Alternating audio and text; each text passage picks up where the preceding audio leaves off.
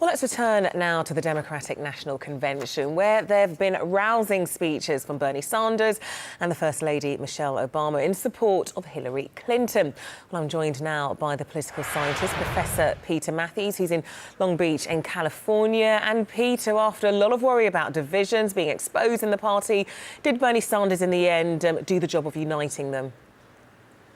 He made a mighty effort to do so, but time will tell, because his supporters, about 25 to 30% of them said they will not vote for Hillary under any condition, and half of the 25%, about 13%, said they were going to vote for Donald Trump, because they just don't feel like they can trust Hillary, that she's really genuine about changing her positions to match those of Bernie.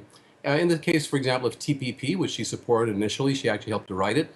Bernie's dead set against TPP. Donald Trump captured that issue by saying he's against TPP as well. So the supporters of Bernie want to know that she actually opposes TPP.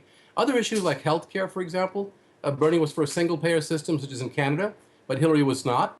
And so as a compromise, Bernie was able to get Hillary to say that she would support a public option, a miniature single-payer system, to match with a private system. So it's like going half the way, or maybe three-quarters of the way in some cases, on some Bernie issues, that Bernie's hoping this will capture most of his people over to her side, bring them over to her side. And I'm not sure how many will do it. Right now, it's a pretty big-sized block of about 30% of Bernie people that say they will not support her under any circumstance. They're going to vote for Jill Stein, the Green Party candidate, or they're going to some of them are going to vote for Donald Trump. And that's going to make it very difficult. We know the polls right now are showing, all the major polls, that Hillary is actually behind Donald Trump by about 3% when it's a one-on-one match. And when Gary Johnson and Jill Stein are put in there, the Libertarian and the Green Party candidate, Hillary loses Donald Trump right now by 4 or 5%. So that's a big boost that Donald got at the last convention of theirs. Let's see if Hillary can get a boost here. I'm not convinced yet that all the Bernie supporters, or even a majority of them, a big majority, will actually come out and support Hillary at this point. I mean, you say that, but if you are going to hear Bernie Sanders supporters really showing their refusal and their objection to Hillary Clinton being made the presidential candidate, surely you would have heard it during his message, during the speech, because you heard their voices earlier when Sarah Silverman actually came out to called Sanders supporters ridiculous at one point. He began to slowly start booing. Not necessarily massive boos, but still there were boos. But you didn't hear any boos at all when Bernie Sanders gave that endorsement. I believe they respected him too much to boo, even the ones that disagreed with him. Although they booed him this morning, remember? In the earlier meeting this morning, they booed him when he asked them to support Hillary.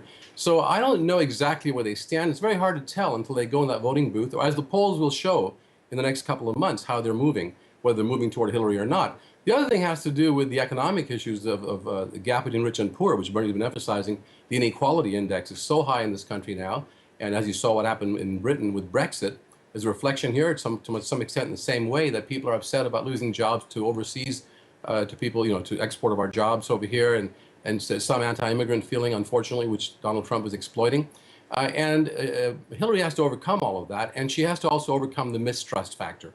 I think she's come part of the way today in doing that, but I'm not sure how far she can go.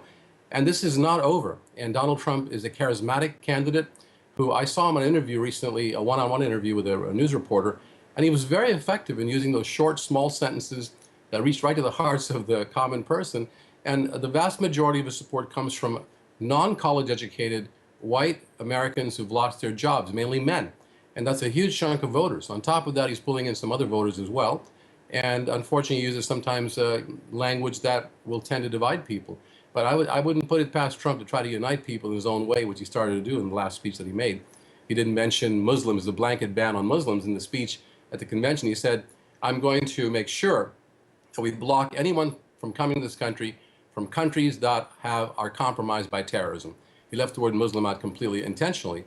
So I think he's trying to read from the teleprompter, be more presidential, and that, unfortunately, be very effective, I think, in capturing some of those votes in the middle and some of the independent voters who don't trust Hillary. I think Hillary can still do it, but the problem is everyone knows her. She's a known quantity, so it may be even more difficult for her to capture new votes and to get people to trust her when she has a very high mistrust factor. It's 68% of the public that says that Hillary is not trustworthy. That's a huge amount. Donald is just behind her by a few percent, but they see him as a stronger leader, especially when it comes to terrorism, with the horrendous violence across the world in the recent weeks. That gives him a hand up because they think that he's very tough the way he talks. about terrorism. Like, can he do something about it? We don't know if he really can.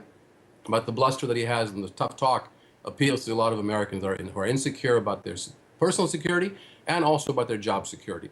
So that's something that Hillary has to overcome. And I'm not sure exactly how she can do it. I don't think Bernie can do it by himself by going out there and just speaking for her. I think it'll help, but I don't think it's going to just pull all the Bernie people on her side. And she needs every one of them to win, in my view. Okay, then let's look at the First Lady's endorsement, Michelle Sure. Obama. What did you make of that? It was very gracious and well put, and she's a wonderful speaker, and she's very popular. As you know, first ladies usually don't get involved with controversial issues, and so she's kept her popularity. She has a much more higher approval rating than Barack Obama does, because she was just pushing issues such as, reducing obesity, having good food and diets and things like that, which people are not worried about. Those, they're not controversial. So as a first lady, she came across very well. She's very well liked, and that must have only helped Hillary some tonight. It couldn't hurt her in any way. I thought it was a very well done speech on the part of Michelle Obama.